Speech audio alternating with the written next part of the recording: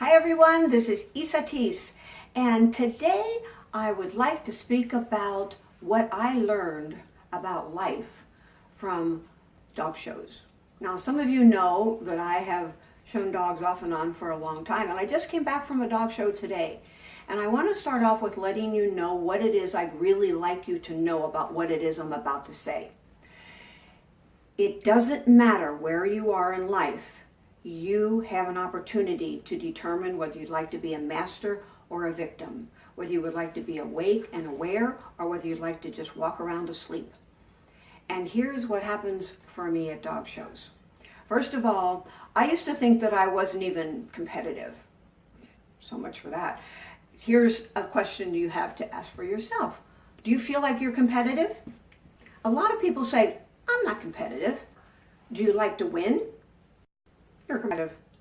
Maybe you don't feel like you're going to kill somebody if you don't, but if you like to win, if you like to feel the feeling of accomplishment, if you like to experience having something occur that you put your energy into, and there are other people that are around, well, that's when you're going to find out that there is just a little piece of competition inside of us. That's not a bad thing.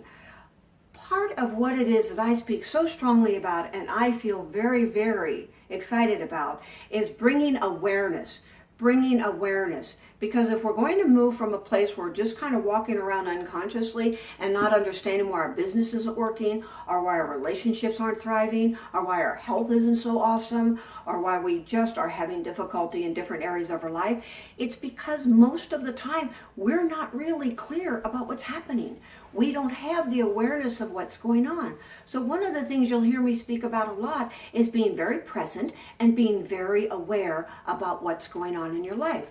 So I'm at the dog shows, and so this morning, well, first of all, I had a dog that was supposed to show very early, which meant I had to get up like at 4:30, which meant I wasn't doing it, because today I was feeling tired since we've been just kind of catching up, because we'd been gone for a week and I just facilitated this retreat, and I decided, do I have to show? No.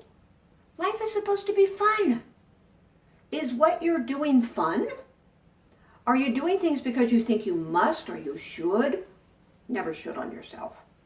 Or is it because you enjoy it and it brings you something like yippee inside? Well, I realized that getting up at 4:30 this morning was not going to bring me yippee, so I decided not to take that first class. But then we had two other dogs showing. So I get there, and I've got this little Papillon. You've probably seen him on my page. This Muxy Man.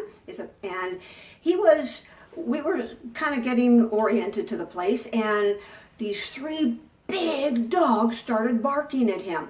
He thought he was going to die for sure, and he tucked his tail and he ran for the hills. I mean, I had him on a leash and I picked him up and I reassured him.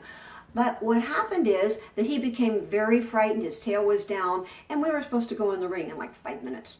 And so I decided it wasn't a good idea to ask him to be at his happy best when he was still shaking and traumatized. So what happened over here? What I learned was that I had to let go. So what I'm speaking about today is letting go, along with several other things. In that moment, I had gotten up still quite early. I had given him a bath. I got him so perfect, or at least I thought he was. And we got to the show, and we're ready to go. And then, boom, something out of nowhere shows up. When something out of nowhere shows up in your life, how are you with that? Do you get freaky about it? Do you get stressed? Do you resist it? Do you fight it? Or do you just take a breath and go, this is what is. So am I going to be a master? Am I going to determine how I choose to feel? Or am I going to be at effect and complain and cry and whine and do whatever? I had to make that decision right then, because in that moment, I really wanted to show him. But that wasn't what was going to happen. Although I could have chosen to, I chose not to, because I knew what he would do in the ring. So one of the things that's very powerful and important that I've learned tremendously from dog shows is how to be an observer. I'm observing all these people, and some people are so grumpy. You know, they're just like so intense and so into it. They don't smile at you, they don't do anything. And there's other people that are just like having so much fun and they're loving on their puppies and they're doing what it is that they really love to do. Well, in life, I got to look at, how do I be? Am I really intense? Okay, I have to admit I'm pretty intense. But I do have fun. But when I get on a track and I'm doing something, I can be pretty darn intense. And I have a friend, and her and I, we speak a lot about how we're not those ones that laugh all the time. I really would like to be a person that laughs more. But I get a little bit serious about things. And that's something that I'm really committed to changing. So next time, maybe I'll tell jokes when I do my Facebook Live tomorrow. But today, I want to really speak about this whole observing thing. Observe myself, know myself. In medicine, which most of you know I'm in medicine, there is a statement, physician, know thyself. Well, I say to you, human, know yourself. Know who you are. Know what you think. Know what you feel.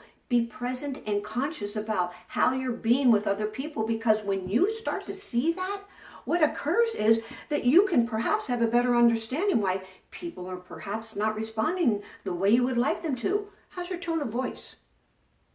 How's your energy? Do you come at people? Or are you really subdued and you walk around very passively? How do you be? Are you exciting and inviting to listen to? Are you kind and loving, or are you just a little snippy, or a term that a friend of mine uses, snarky? Are you snarky? Because all these things, when you observe them in yourself, you can just make a decision. Yep, I like that. No, I think I'll change that. Because the observation, the awareness, and then the observation of that gives you that choice. And one of the other things that's important is when you decide, nah, I don't want to change that, that's cool. But ask yourself the question, am I attached to this? And if so, what am I attached to? Why am I attached? Do I want to be right about it? Do I want to control it? What's going on? This introspection really allows you to become more aware of how to get your life to be the life you would love to live all the time.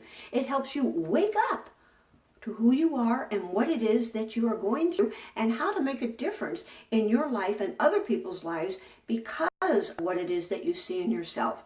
And when you see it in someone else, they're bringing that gift to you. So look at your attachment to what it is that you've got going on and whether it's going to be supportive for you to really shift that or not. Because attachment always means resistance. And I know I harp on this all the time, but resistance, first of all, is futile, as they say from the Borg and Star Trek, but it's also what causes pain. Resistance is the cause of all suffering or the cause of all pain. So wherever you're resisting, wherever you're attaching, wherever you're unconscious, you are most likely going to be in a place where you are in pain. So let me just wrap this up with saying that the dog shows, for me, have taught me so much. And on another day, I'm going to speak about what my puppies have taught me and how unconditionality is a gift that we all have the opportunity to express, but usually we don't. A dog in your life or a pet or something that just loves you, then you'll start to get a hint of what it is I'm going to speak about. So for today, remember that you can practice these principles anytime, anywhere. It doesn't have to be at a dog show. It can be at your work. It can be in the grocery store. It can be with your family. It can be while you're making dinner. It can be when you get a paycheck and it didn't look exactly like what you were hoping for. Whatever it is, do you choose to be a master or a victim? Are you aware? Are you observing? Are you attached? And are you letting go? Because when you take a breath and you just let it go, and perhaps ask yourself, what's great about this that I haven't seen yet? Then in those moments, you will find that your body will allow you to open up the flow and experience more self-love, which allows you to fill up and overflow into everyone else in the world. Until tomorrow, feel a hug and make this the most awesome day of your life so far. Would you please share this with everyone that you can think of? please send these little pearls to as many people as you possibly can. Because when we all start really being in the love of self and in the love of others, our entire world will change. So help create a movement of love, of joy, of the experience that allows us to live the life that we truly love to live. Thank you for sharing it. And please comment below. I love your comments. I would love for you to comment more, and I would love you to share more, and I would love you to private message me if you have anything that you would like more about this work that I do and how I can best support you in your life. Okay, go for it. Look forward to tomorrow. Take care.